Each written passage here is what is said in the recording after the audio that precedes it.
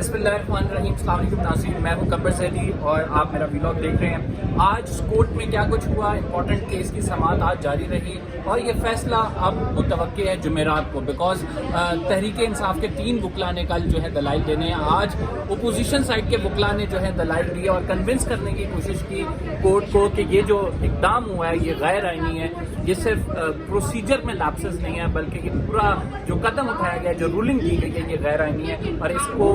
Court جو ہے satisfied کرے. ہمارے ساتھ شاخاور صاحب موجود ہیں, سینئر وکیل ہیں, ان سے ان کی رائے جانتے ہیں کہ آج کی تمام پروسیڈنگ کے حوالے سے یہ کیا رائے رکھتے ہیں, خصوصاً کیا عدالت اس بات پہ کنونس نظر آتی ہے, بیکاز آج جسٹس منیب نے ایک امپورٹنٹ ریمارک دی اور جسٹس منیب کہتے ہیں کہ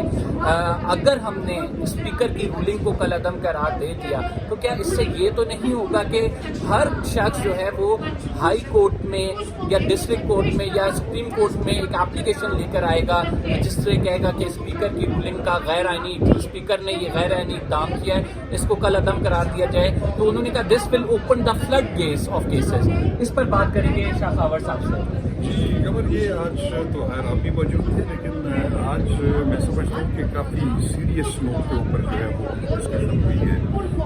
کیونکہ جو اپوزیشن کی پارٹیاں ہیں انہوں نے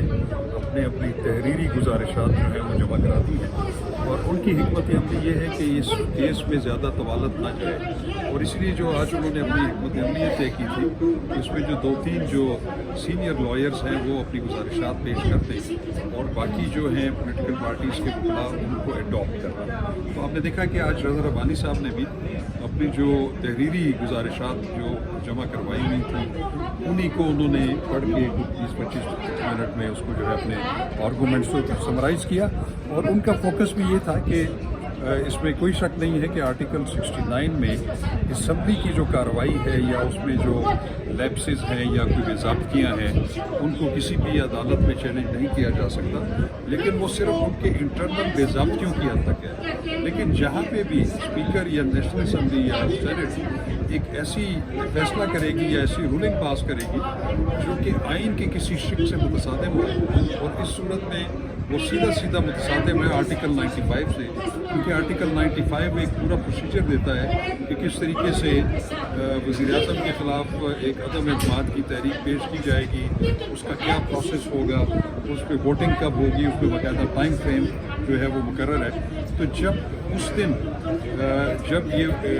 اسمبلی کا ایجنڈا ہی یہی تھا کہ اس پہ عدم اعتماد کی تحریک کے اوپر جو ہے رائے شماری ہونی تھی یا گنتی ہونی تھی, تو اس کو پس پش ڈال کر ایک وزیر قانون کے پوائنٹ آف آرڈر کے اوپر ایک رولنگ جاری کر دی گئی کہ جس میں انہوں نے کہا کہ یہ جو ووٹ آف نو کانفیڈنس ہے یہ بیرونی سازش کا حصہ ہے, اور جو اس کے موورز ہیں اور جو سپورٹرز ہیں وہ بھی اس کو بیرونی ملک کی ایما کے اوپر کر رہے ہیں, تو لہٰذا وہ قابل منسوخی ہے. تو انہوں نے اس کو منسوخ کر کے یہ رولنگ جو ہے وہ دے دی. اب اس میں جو مین فوکس ان کا یہی ہے اور ان کی ابتدا بھی یہی ہے اپوزیشن کی کہ وہ جو ڈپٹی اسپیکر کی متنازع رولنگ ہے اس کو منسوخ کر دیا جائے اور وہ والی صورتحال پرانی بحال کر دی جائے جہاں پہ وزیر اعظم کے خلاف ووٹ آف نو کانفیڈنس کے اوپر رائے شماری ہوتی ہے. اچھا سر, مجھے یہ بتائیں کہ ایک جو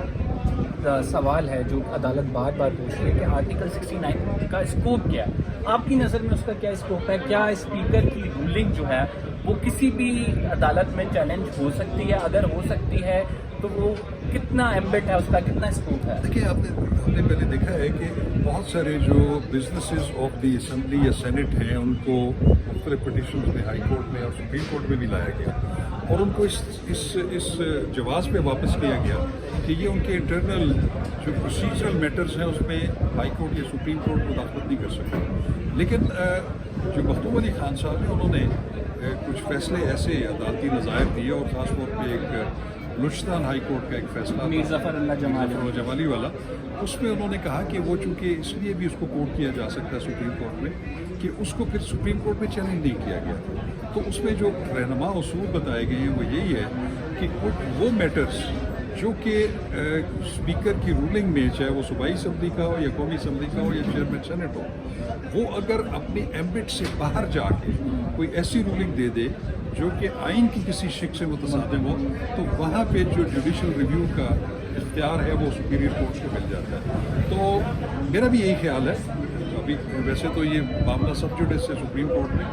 वो अपनी हिकमत से इस पर बेहतर फैसला करेंगे, लेकिन बतौर कानून के तालिब इल्म के बनज़र ज़ाहिर ये लग रहा है कि ये जो स्पीकर की डिप्टी स्पीकर की जो रूलिंग है ये आइन की शिक से मुतसादिम है और वो आर्टिकल 95 के अदालत का एक मूड होता है, एक जो अदालत समाअत करी होती है, जजेस ऑब्जर्वेशन से थोड़ा सा अपना माइंड डिस्क्लोज करते हैं, और जिस तरह से ये केस प्रोलॉन्ग हुआ है, आपकी रीडिंग क्या है? क्या अदालत दोबारा नो कॉन्फिडेंस का मोशन कराने की तरफ जाएगी या फिर कोई बीच का रास्ता क्या है? देखिए, बात यह है कि आज ये अंदिया दिया है अदालत ने भी, जब उन्होंने हुकूमती वकला को और वो जो PTI के और प्रेसिडेंट के और स्पीकर के वकला को उन्होंने कहा कि आप कल जो है अपनी जो बहस है उसको कंक्लूड कर दें, ताकि हमें ये एहसास है कि पूरे रियासत के मामला जो हैं वो बिल्कुल मुंजमद हो चुके हैं। तो उस पर जो वकला हैं दूसरी साइड पे उन्होंने कहा जी कि हमें तो बड़ा टाइम चाहिए, और वो तो यकीनन टाइम गेन करना चाहेंगे। वो उनका फोकस ये है कि जो प्रेसिडेंट ने जो कायम मकाम वज़ीर आज़म का जो एक प्रोसेस शुरू किया हुआ है जिसको अपोजिशन नहीं मान रही, उनकी कोशिश ये होगी कि वो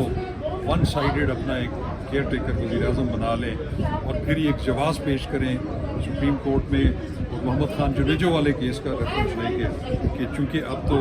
जनरल इलेक्शन कॉल हो चुके हैं, कायम मकाम वज़ीर आज़म भी बना दिया गया है, तो लिहाजा अब इस प्रोसेस को जो है वो रोका ना जाए। तो उनका कोशिश और टारगेट यही है। लेकिन एक चीज़ जो मैं समझता हूँ कि वो बड़ी एक अहम है आज जो हुई है, वो अटॉर्नी जनरल साहब का, क्योंकि अटॉर्नी जनरल को जब उन्होंने कहा कि PTI के भी अपने वकील हैं, हुकूमत के भी अपने वकील हैं, स्पीकर नेशनल असम्बली के भी वकील हैं, सदर के भी, तो आपका क्या इस पर रोल होगा? तो उन्होंने कहा कि मैं इस पे अपना जहन बताऊंगा, और उन्होंने ये भी अंदिया दे दिया कि ये शायद उनकी जो प्रोफेशनल कैरियर का जो बतौर अटॉर्नी जनरल है ये आखिरी केस होगा। तो मुझे उम्मीद ये है कि चूँकि खालिद जावेद खान जो हैं वो एक बड़े अपराइट इंसान हैं और बड़े अच्छे लॉयर हैं, तो मुझे ये लगता है कि वो जो अपनी गुजारिशात पेश करेंगे वो अपना इंडिपेंडेंट माइंड देंगे, और उसमें कभी इम्कान ये है कि वो स्पीकर की जो डिप्टी स्पीकर की जो मुतनाज़ा रूलिंग है उसको सपोर्ट नहीं करेंगे। सर, आखिरी क्वेश्चन, अटॉर्नी जनरल ने आज ये भी कहा कि मैं नहीं चाहता कि तारीख में लिखा जाए कि मैं गलत साइड पे खड़ा था, या फिर तारीख में मुझे बुरे अल्फाज से याद किया जाए। तो सर, अटॉर्नी जनरल की जो सबमिशंस होंगी वो रियासत की कंसिडर किया जाएगा, कि क्योंकि उन्होंने कहा कि मेरा किसी पार्टी से ताल्लुक नहीं है। डू यू थिंक कि अटॉर्नी जनरल, चूँकि आपको पता है उनकी अपॉइंटमेंट तहरीक इंसाफ के दौर में हुई, तो वो उस तरह से इंडिपेंडेंट आर्ग्यूमेंट दे सकेंगे? और अगर दे सकेंगे तो अगर उनके आर्ग्यूमेंट्स PTI की साइड पे ज़्यादा जाते हैं तो डू यू थिंक कि कोर्ट इसको कंसिडर करेगी? देखिए, मैं आपको जो अटॉर्नी जनरल, मैं खुद भी इस ऑफिस में रहा हूँ, अटॉर्नी जनरल का जो रोल होता है वो दो तरह का है। एक रोल उसका ये है कि उसने वफाकी हुकूमत को, फेडरेशन ऑफ पाकिस्तान को डिफेंड भी करना है, उसकी तरफ से रिप्रेजेंट भी करना है सुप्रीम कोर्ट ऑफ पाकिस्तान में और तमाम अदालतों में। तो आम नौयत के जो केसेस होते हैं जिसमें फेडरेशन जो है रिस्पोंडेंट होती, तो उसको वो तो इंस्ट्रक्शंस के पाबंद होते हैं जो फेडरल गवर्नमेंट उनको इंस्ट्रक्शन देती है। लेकिन जब अटॉर्नी जनरल को कोर्ट बुलाती है ऑन कोर्ट्स कॉल, तो फिर वो गवर्नमेंट या रियासत की जो इंस्ट्रक्शंस हैं या उनकी हिदायत है उनके पाबंद नहीं होते। इस सूरत में भी जो अटॉर्नी जनरल है वो ऑन कोर्ट्स कॉल है। उसकी वजह ये है, माइकस नहीं कह सकते, attorney general on courts call. Attorney general जो है वो चूँकि प्रिंसिपल लॉ ऑफिसर है, मुल्क के सबसे बड़े वकील हैं, तो उन्होंने जब उनको कोर्ट कॉल पे बुलाया जाता है तो फिर उनको इसलिए बुलाया जाता है कि वो principal lawyer of the country हैं और वो अपनी इंडिपेंडेंट राय देंगे इस आईनी तशरीह के ऊपर। तो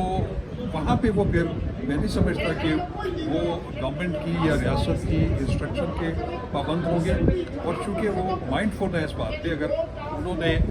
PTI की अगर राय से इख्तलाफ करना है तो इसलिए उन्होंने अंदिया दे दिया है कि मैं जो है वो शायद बतौर अटॉर्नी जनरल ये मेरा आखिरी केस हो। तो ये मैं समझता हूँ कि वो अपने independent mind. Thank you very much. Shah साहब हमारे साथ मौजूद थे, लीगल ओपिनियन दे रहे थे, आपने उनकी लीगल ओपिनियन सुनी। कल के दिन ये केस फिर दोबारा आर्ग्यू किया जाएगा, तहरीक इंसाफ के वकला आर्ग्यू करेंगे इसे, और एक्सपेक्टेड ये है कि जुमेरात को इसका डिसीजन आ सकता है। पूरे मुल्क के मामला इस डिसीजन पर रुके हुए हैं। लेट्स सी क्या होता है, जो भी अपडेट होगी हम आपको ज़रूर आगाह करेंगे। खबर से को इजाज़त दीजिए फिलहाल के लिए। لیے اتنا ہی. چینل سبسکرائب کرنا نہ بھولیں. اللہ حافظ.